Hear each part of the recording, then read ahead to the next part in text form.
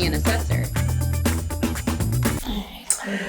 Hello, I am Mei Beth Shepherd, one of the hostesses for our podcast, So You Want to Be an Assessor. We are going to cover a few topics today, like, I don't know, can't make this shit up. And I'm Kaitlyn Reeder, your other co-host. We have been working in this industry for quite a long time, and like we said at the top, there are some things that we see that, you know, if I was writing it wouldn't be nearly as funny as the things we actually end up seeing. Exactly. We are in and out of a bunch of laboratories, and we have some good friends that are also assessors, and so they shared their can't make this shit up stories with us too. So we have to give credit where credit is due. Absolutely. But I can't, there are so many times we go into a place and you're thinking, I've seen it all. And then surprise, someone manages to do something new and unexpected. It's great. I love it. Yes. It keeps things interesting at the very least. At the very least, it keeps us from being bored. Yeah. That's true. So one of our stories is that we went into a laboratory and they are past the complete paper stage. Good on them, because that's not always a given in laboratories. Environmental laboratories are notoriously slow at adding technology. So anyway, this laboratory did have technology. They had a server. The problem is the server box itself was stored in the bathroom, on the toilet. It was sad to see that and think, is this a secure location? A good location?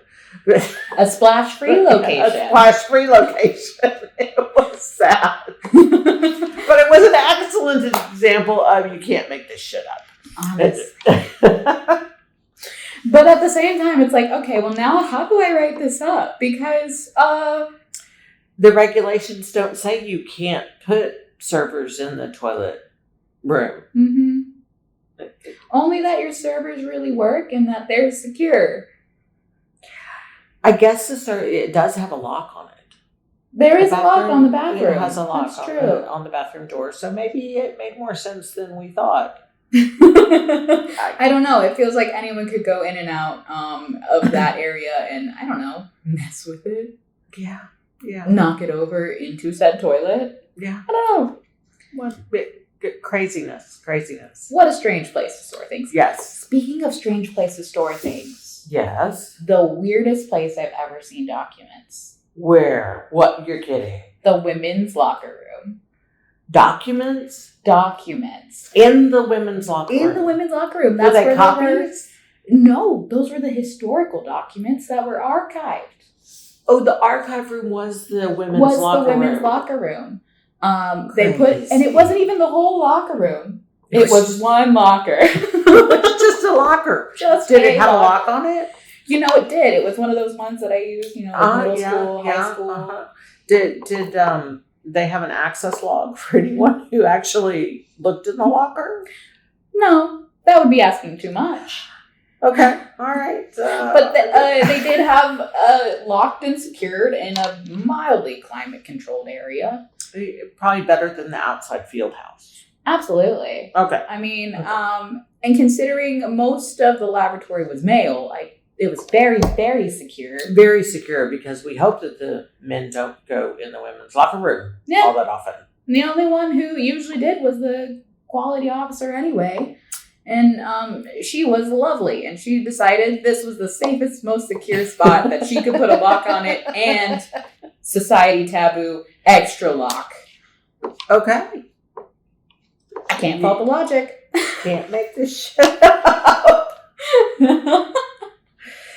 Okay. Man. All right. So another little segment that we are considering, that we are going to include, is doing too much versus too little. Yes. We see examples of both in laboratories. Laboratories could be doing way too much QC or not enough QC. And it's not even just QC. Sometimes they don't even analyze samples. That's a little too little. It's a little too little. If you're making it up, that's not great. But we're not here to find fraud. No, we do not find fraud. That's not our job. Exactly. Oops, I forgot. We're here at a conference. We're at a conference. So for those of you who are just listening, we do have name badges on, although I managed to keep mine hidden today because I don't have a nice collar on.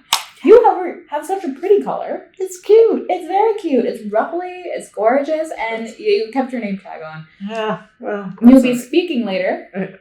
Yes, we're going to do a presentation on how to irritate your assessor.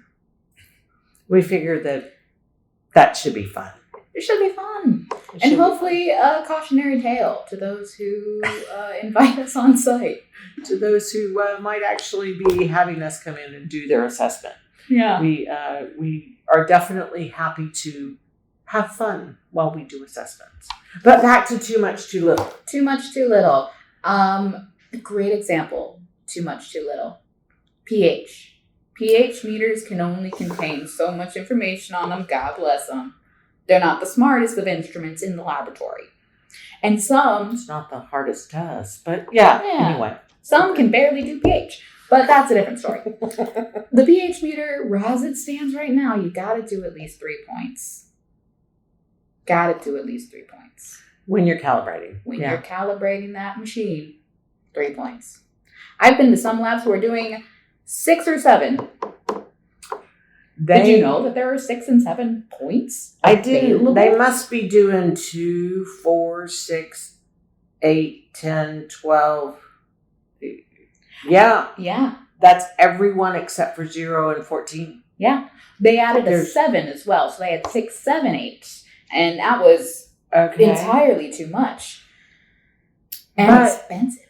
There's that pesky requirement in the T&I standard. Module 4 for chemistry that you have to, even with ISEs, ion selective electrodes, you have to have 5 points. If your instrument can do it, including a pH meter, if your instrument can do it, you got to use 5 points. Well, see, that's the thing. I pulled out the manual because I said, well, there's no way this thing's doing 7 points. And flipped through it. Manufacturer instructions was for 2 points and a middle as a check. Didn't use the manufacturer instructions. Honestly, it would have been way too much to do anything else. And it wasn't actually giving them any better numbers other than checking it for the last however many. They had nothing better to do. Nothing better to do. So a little too much. A little too much. Yeah, too much. So, yeah. That's a too much. That is a too much. Have you had a too little recently? Recently, let's see. I'm trying to think if I've seen a too little that isn't just borderline not doing it. Yeah. The worst is when they just don't do it. Mm-hmm. Probably the biggest one that happens, or I see more often than others, is TSS or TDS, one of the solids methods. People weighing to constant weight.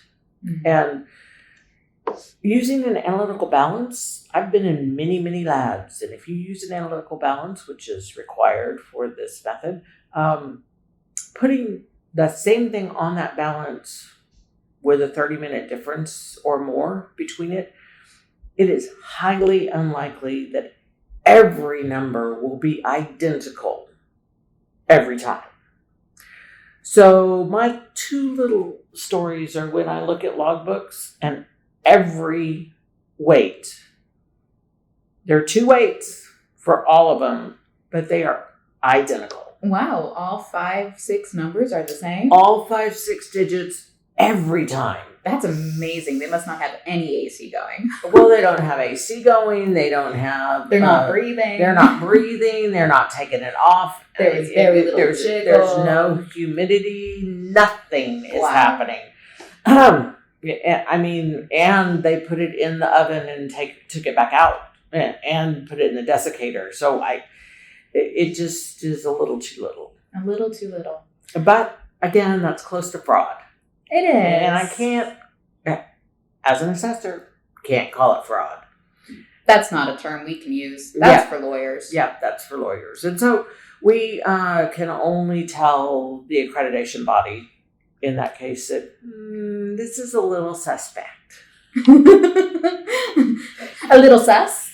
A little sus. We're not real sure that you want to get data from these people. The technical term is sus, actually, that we put on the reports. Could you imagine? Yeah, I'd love it. We do typically, in that case, call the AB. True. We call them and say, how do you feel about this? Yeah. Does it matter to you? True. And some ABs are really good at picking up the phone. Thank you if you're part of one of those states who can actually respond quite quickly. We appreciate you. Yes, we do. You make our lives and jobs a lot easier. The communication makes everything faster and smooth and seamless, and we never, ever, ever have miscommunication. Yes, we do. I know, it happens even when they are fast. Yes, even when we talk, we don't always get the right words put together so that we are all saying and hearing the same thing. But we do try. And as we believe, this sort of podcast will help all of us get more consistent. We'll be thinking and saying the same things. If you have comments, please add them below. Yeah. We like to hear. Love to hear from you. From you all. It's how the program gets better, right? Yes. We're hoping that we can make the programs better. Yes. Although speaking of training, I did want to touch a little bit and pick your brain. So we've had questions about our training come up because it's a little bit of a niche field. It is. Do you have to have bench experience in order to do what we do? Oh, good question. Good question. It is not typically an on paper. Am I using enough wiggle words? It's not. I don't know that it's written as a requirement anywhere. The early versions of T&I, which was in ELAC 2003, had a whole list of things, and I don't even think that said you had to have bench experience. A lot of times it helps. Just so that you understand what's happening in the lab. But I don't think it's required. Now, caveat, always, the AB, the accreditation body, defines what they want and need for their assessors. They can create tests. They can require classes. That is totally up to them as to what they want, what they need for their assessors. They can even force you to do a day in one of their laboratories so that you know exactly what's happening on any given day. Yeah. I've had offers of labs who will let me come and play on their GC instruments because that's not something that I ever got to play with. Could be fun, could be very expensive. I would be a very expensive intern if I did anything to those machines because they cost more than like my car and are on the way to being closer to my house. Yeah, there are some instruments that I don't really want to play with. So we spend time reading the standards, reading the methods, interpreting the words, and then talking to the analysts and seeing what they do. How does that compare to the requirements that are written in the standards and in what it says in the method the procedure is? So, and then there's the stuff that they can't train you on.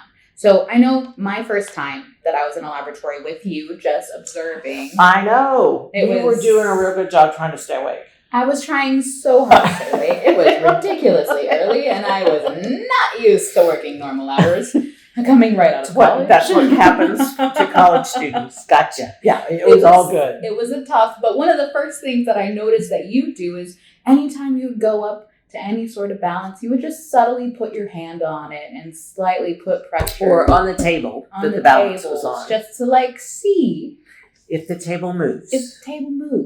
Because an analytical balance will change its numbers if the table moves. Yeah. If its location moves.